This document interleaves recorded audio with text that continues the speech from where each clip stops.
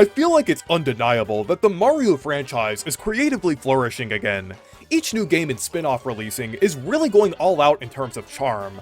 I feel like we're reaching a similar level of creative passion that the franchise had back in the 2000s, and all of this soulful joy and whimsy is making this young who grew up in the Wii and DS era feel satisfied. Mario Tennis Fever actually feels like a Mario Tennis game, rather than a tennis game with Mario characters. Brothership has some amazing world building and memorable characters. Thousand Year Door got an incredible remake. Mario Kart World has a really wacky roster, and its character designs and locales take a lot of inspiration from classic Mario games, and Mario Wonder is self-explanatory. But I feel like there's one confusing part of this era that still slightly stands out to me. And that is the fact that it seems like, on the surface, the Toads are still kinda generic or may not be creatively restricted. Bro, of course the Paper Mario fan is saying this. I know, that is literally one of the most stereotypical things I could say. However, I do feel like this is a more nuanced discussion, and trust me, even though I'm a Paper Mario fan, I'm not really super bothered by the lack of unique Toads. It really just feels like a missed opportunity when they're not in a game, at least in some instances. But what exactly is a unique Toad? I feel like the definition of a unique or varied Toad is a bit nuanced, so I feel like my definition of them should stay consistent throughout this video. So, from what I've seen from most people, unique Toads have some kind of deviation from the body of a regular Toad. So things like hair, facial hair, a different body shape, and a different pattern on their cap. I will even stretch the definition a bit, and also include some very unconventional outfits that completely cover their caps, like the XS Express Engineer Toad from Thousand Year Door, and the Rock Paper Wizard from Color Splash. But Toads that are wearing a little outfit don't count, as they don't necessarily give the impression that Toads can differ from their standard shape and design.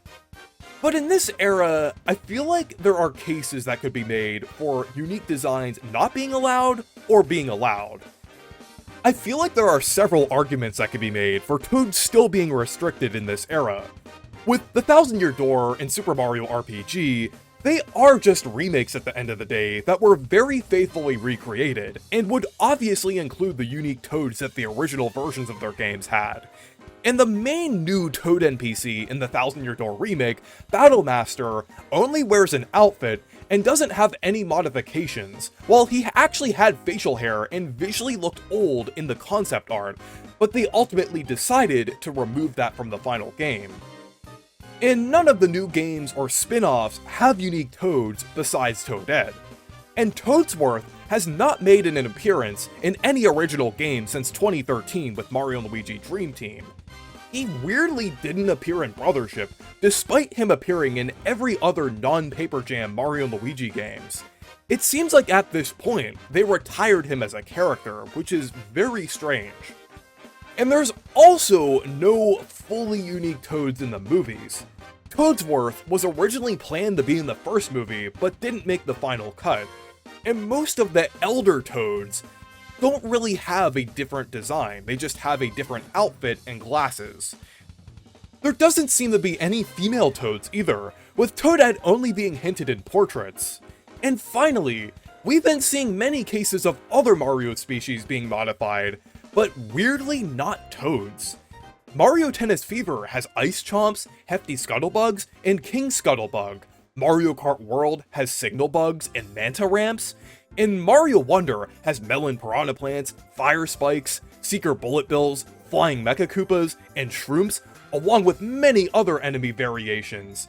So it seems like there isn't a franchise-wide mandate anymore, it seems to only be affecting Toads if there is a restriction in place.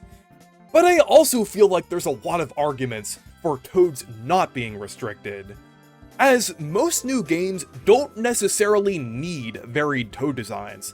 Princess Peach Showtime mainly focused on the new Theet NPCs, and Mario & Luigi Brothership focused on the inhabitants of Concordia. And then there's also the fact that some developers mainly reuse assets, or didn't really feel the need to include more Toad characters over other things. Super Mario Party Jamboree was the last Mario Party game on the Switch 1. It kind of made sense that most character models in the game would be reused from other Switch 1 games. The main focus was fleshing out the modes and content in the game. And Mario Tennis Fever was developed by a team of only around 40ish developers, who had to make a game for a more powerful system and redo most of the existing models. And then, in the Thousand Year Door remake, there is actually another new Toad NPC that does have unique attributes. The Toad salesman selling items in Pirate's Grotto was not in the original game, but actually has a mustache unlike the relatively generic shipwrecked toads that are already seen in the area. The mustache was likely to establish a connection between him and the other shopkeeper toads, but it's still technically a new Toad NPC regardless. And Nintendo doesn't have an IP team watching over the Mario spin-offs anymore. Previously, between the GameCube era and the early Switch era, most of the Mario spin-offs had a character design supervisor team that was credited under every spin-off. Kensuke Tanabe also mentioned an IP team being responsible for the lack of original character designs in Color Splash. However, since Super Mario Bros. Wonder, this team has not been credited under any game, with most people who are a part of that team now being credited as artists or having other roles. There are probably still some general standards and guidelines that developers have to follow, but I don't think there's a set mandate anymore. There likely hasn't been a strict mandate since 2017, but any semblance of a mandate left was likely dissolved by 2023. With all of those arguments out of the way, here is what I think is actually the case. Nintendo's vision of the franchise is to mainly represent Toads with generic members, but aren't against developers including unique and varied Toads in their games if they really want to. I don't think Nintendo is actively striking down developers wanting to include them in their games, they're just strongly recommending them to mainly include generic Toads. I also feel like this may be the reason for why the movies don't have unique Toads, but still have things like unique Kongs, Koopas, and humans in the Mario style, as Nintendo is heavily involved with the creative control of them. I personally don't really consider this to be a big deal, but I do think it's a bit weird that Nintendo seems so set on having the main NPC species of the Mario franchise stay so homogeneous visually. At least comparable characters like the Minions, Rabbids, Smurfs, and Kongs all seem to regularly have some variation between their members, so it's weird that Toads usually don't have that type of variation. And Nintendo seems to not have any issues with Toads being in new releases, as they treated Mario RPG and the Thousand Year Door remakes in the same way they treat any other new Mario game. They were heavily advertised back when they were released, and in Paper Mario's case, the Thousand Year Door remake is currently the main game in the series for Nintendo. So I highly doubt Nintendo would feel that unique Toads would hurt the brand image of Mario, and I also don't think there would be any conflict between the developers and supervision from Nintendo if the devs want to include unique Toads. And even though most games may not have unique Toads, I feel like if any series were to have them in the next game, it would ironically be Paper Mario, and I actually think the next game is fairly likely to have a few unique Toads at the very least. It seems like modern Intelligent Systems developers really like the Toads in Thousand Year Door, since they actually went all out and gave Prince Mush a boss fight. And the modern Paper Mario games already tried to push the boundaries of what they could do with Toad characters, since Captain Toad, Professor Toad, the Rock Paper Wizard, and even the idea of the Rescue Squad were a lot more interesting than most things that other developers did with Toads around that time. And the Paper Mario games also have characters that are made up of 2D sprites, so there wouldn't have to be as much effort put into making these characters and creating different variations. So anyways, those are my thoughts on the lack of unique Toads in this era of Mario.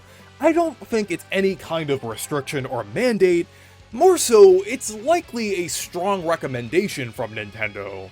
But let me know what you think down in the comments, and thank you guys for watching this video. Make sure to leave a like and subscribe for more, and make sure to check out my Discord server and Blue Sky if you want to. Stay perky!